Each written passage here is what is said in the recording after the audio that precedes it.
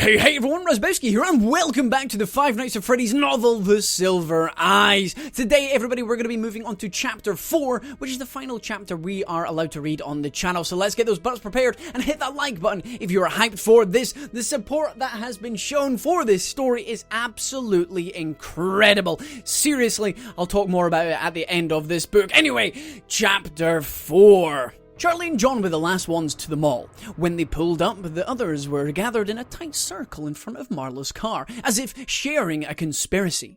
"Come on," Marla said, before they had walked all the way to the group. She was bouncing on the balls of her feet as if ready to run for the door of an abandoned building. Everyone but Charlie and John had changed their clothing, wearing jeans and t-shirts and things more suited for exploration, and she had a brief moment of feeling out of place. "At least I didn't wear a dress," Charlie thought. "Let's go," she said. Marla's impatience seemed to be contagious, or maybe it just gave Charlie an excuse to let her real feelings come to the surface. She wanted to show Freddy's off to the others. "Hold up," John said. He looked at Jessica. "Did you explain everything?" "I told them about the night guard," she said. "What else is there?" He looked thoughtful for a moment. "I guess nothing," he said. "I brought more lights," Carlton said, and he held up 3 flashlights of varying sizes. He tossed one to Jason, a small one with headband attached. Jason turned it on and fixed it around his head, and began moving enthusiastically in waves and circles, making the light bob and dance. "Shh," Charlie said, even though he was not making any sound. "Jason," Marla whispered, "turn it off. We can't attract any attention, remember?" Jason gleefully ignored it, spinning off into the parking lot like a top. "I told him if he's not good, he has to wait in the car," Marla told Charlie quietly. "But now that we're here, I'm not sure which place is creepier." She eyed the bare branches overhead, raging in the wind, threatening to reach down and grab them. "Or we could feed him to Foxy," Charlie winked. She went to her trunk and hefted out the police flashlight, but did not turn it on. Instead, Carlton switched on 2 of his smaller lights and handed one to Jessica. They headed into the mall, knowing where they were going and what was waiting for them there. Charlie, John, Jessica and Carlton moved through the empty spaces with a sense of purpose, but the others kept stopping to look around. "Come on," Jessica said impatiently as Lamar gazed up at the atrium dome. "You can see the moon," he said and pointed. Next to him, Marla nodded, mimicking his posture. "It's beautiful," she said, although she could not see it. From a distance, they heard footsteps echo in the emptiness. Hey, over here!" John hissed, and they hurried as quickly as they could. They could not run for fear of making noise, so they walked, fast but careful, hugging the walls. They entered the black void of the department store, creeping along in the shadows until they reached the brick in the wall. John held back the hanging plastic obscuring the opening as the others maneuvered around the scaffolding. Jason was slow, and Charlie put a hand on his shoulder to hurry him up. As she steered him to the opening, a strong beam of light swept into the room, scanning up and down the walls. They all ducked through and ran down the alley to where the others were crouched against the wall. "He saw us!" Jason whispered, alarmed, running straight to his sister. "Shh," Marla said. They waited. Charlie was next to John this time, and after a moment by the tree, whatever it was, she was very, almost uncomfortably aware of him. They were not quite touching, but she seemed to know exactly where he was, with an awkward 6th sense. She glanced at him, but his eyes were fixed on the opening to the hallway. They could hear the guard's footsteps now, clear in the empty space, each one distinct. He was moving slowly, deliberately. Charlie closed her eyes, listening. She could tell where he was from the sound, she thought, getting closer then farther, crisscrossing the open room like he was hunting for something. The steps came right up to the entrance of the alley and stopped while they all held their breath. "He knows," Charlie thought. But the steps started again, and she opened her eyes and saw the light receding. He was going away. They waited, still motionless, until they could no longer hear the tapping of his hard-soled shoes, then got up. She and John both stumbled a little as they stood, and she realized they had been leaning against one another without realizing it. She didn't look at him. Instead, she set off to work, taking the heaviest things off the wooden shelf. "Will I be needing this?" Lamar said as Charlie handed him a bucket with a saw sticking out of it. "We have to move the shelf," Jessica said. "Come on." Jessica, Charlie, Carlton and John got back into place and moved the shelf. Lamar tried to find a place to help, but there wasn't really any room. Marla just waited. "I'm better suited supervising," she said when Charlie mock glared at her.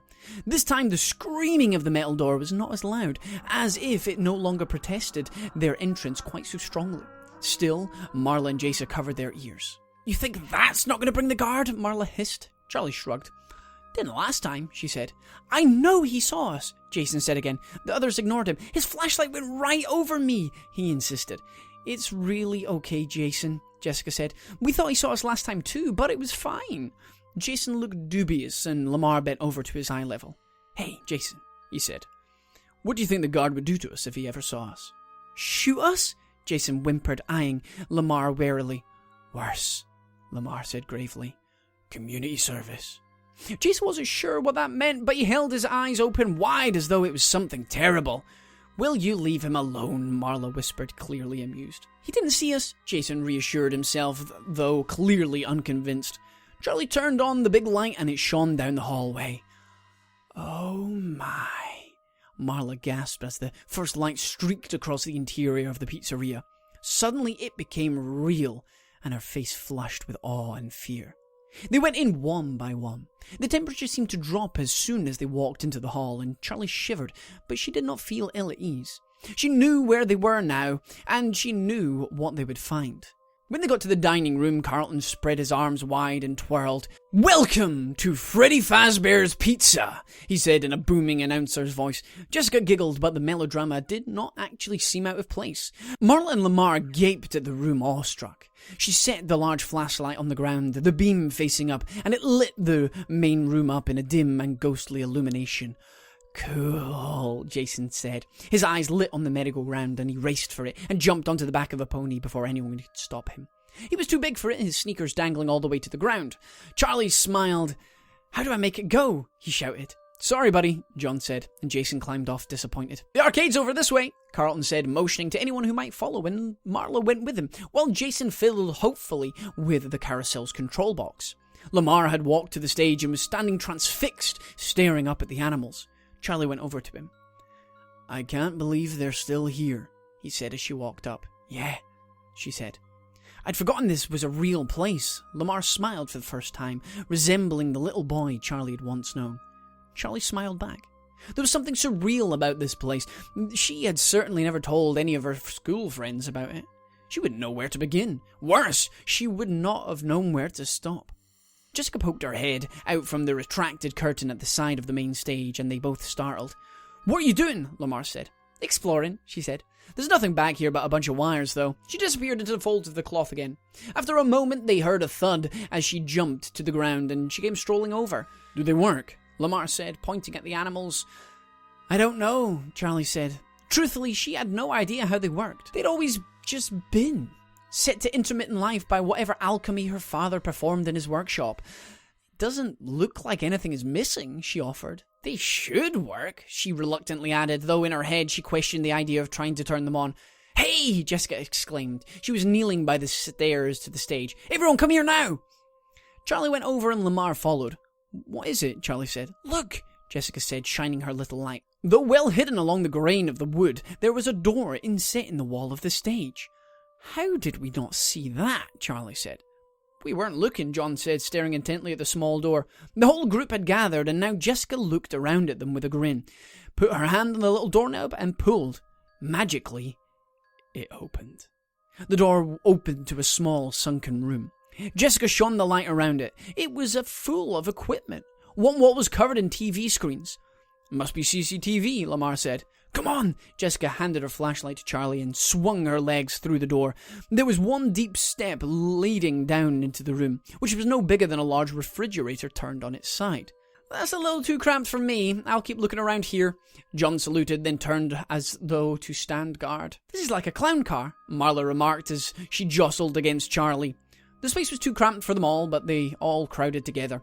Jason sat on the step, feeling more comfortable by the exit. There were 8 of the television screens across the wall, each with their own little panel of buttons and knobs, and sticking out between them was a panel, almost a table covered in buttons. They were large and black, unlabeled, and spaced in irregular series. The other wall was blank except for a single large switch by the door. What does this do? Jason said, and put his hand on the switch. He hesitated. Just long enough for someone to stop him. Then he pulled it. The lights came on. What? Carlton looked for the others frantically. They all stared at one another in confused silence. Jason climbed up and poked his head into the main room. They're on out here too. Some of them at least, he said too loudly. Why is there power? Jessica whispered, reaching over Jason to pull the door closed again. How is that possible? Charlie said. The place hasn't been open in 10 years. Cool. Marla leaned forward, studying the monitors as though expecting some sort of answer to be revealed. Turn on the TVs, Jason said suddenly. I can't reach. Jessica flipped on the first TV and the static crackled across the screen. Nothing? Charlie said impatiently. Just a sec. She twisted a dial, wiggling it back and forth until an image emerged. It was the stage, centered on Bonnie. The other animals weren't visible. Jessica turned on the rest of the TVs, adjusting them until the pictures became clear, although most were still poorly lit. They still work, Charlie said almost under her breath. Maybe, Jessica said. Hey, someone go out there, see if the camera feed is live. Okay, Marla said after a brief hesitation, wiggling her way to the exit and awkwardly climbing over Jason. A moment later, she appeared on camera, on stage beside Bonnie. Marla waved. She appeared multicolored as the stage lights bathed her in purple, green, and yellow from different sides. Can you see me? She said. Yeah, Carlton shouted. Lamar was staring at the buttons. What do these do? He said with a wicked grin and pressed one. Marla screamed. Marla, are you okay? Charlie shouted. What happened? Marla was standing still on the stage, but she had backed away from Bonnie and was staring at him as if he might bite. He moved, Marla yelled. Bonnie moved! What did you do? Marla!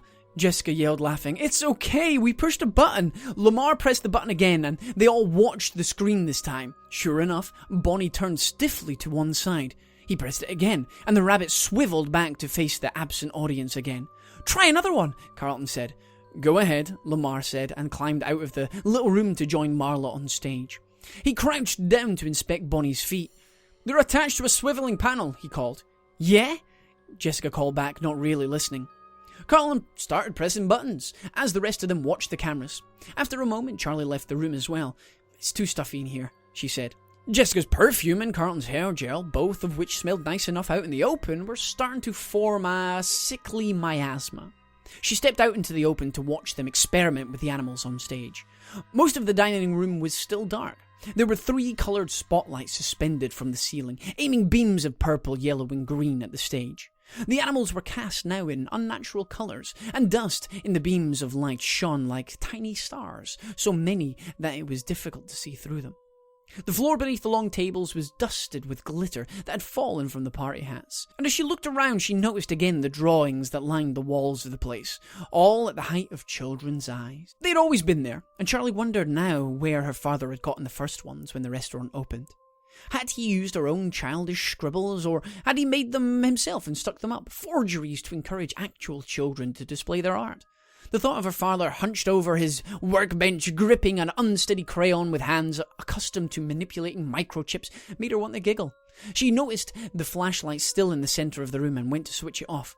Don't waste the battery, she said in her head in a chorus with Aunt Jen's voice. She turned her attention to the stage. It looked like they had gotten Chica and Bonnie to go through a series of movements, but they were small and specific. They could each swivel their entire bodies back and forth, and their hands, feet, and head could be moved in various directions, but it looked like each movement was separate. Charlie went back to the control room and stuck her head in. Can you make them do the dance? She asked. I don't know, Carlton said, leaning back away from the monitors. All this must have been used to program the dances. I don't think someone was in here manually controlling everything during the shows. He shook his head with certainty. That would have been impossible. Huh, Charlie said. Everyone quiet, Marla called out, and they fell silent. For a long moment there was no sound, then Lamar said, What? Marla frowned, tilting her head to the side, listening for something. I thought I heard something, she said finally. It was like pings of a musical box. Her mouth was barely moved as she spoke. It's gone. Why isn't Freddy moving? Charlie said. I don't know, Carlton said. I can't find the controls for him. Jessica said, tapping the monitors. These monitors don't seem to show the whole place. Charlie peered at them, but they were all mixed up in no logical order. She couldn't piece together a picture of the whole restaurant. There's 3 cameras on the stage, 1 on each animal, but there should be 1 of the whole thing, Jessica was saying. There's the entrance to the kitchen, but not the kitchen itself. And you can't see the hallway in the room with the little stage we were at last night. Maybe the cameras are just in the main room, Carlton said. Nope, Jessica said. There are cameras everywhere out there. So? Carlton said. So, there's got to be another control room, Jessica said triumphantly. Maybe down the hall by the other stage.